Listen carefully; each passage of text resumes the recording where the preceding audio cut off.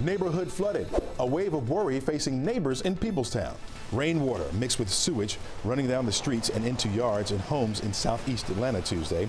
Flooding issues have plagued the community since at least 2012, when then Mayor Kasim Reed led a plan to build parks and retention ponds to catch the water overflow.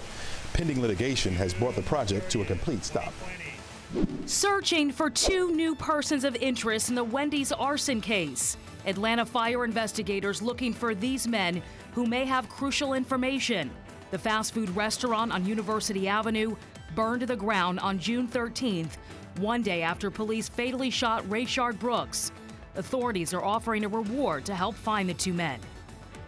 I'm Alice Barr in Washington. President Trump is dismissing allegations that Russia offered the Taliban money to target U.S. troops.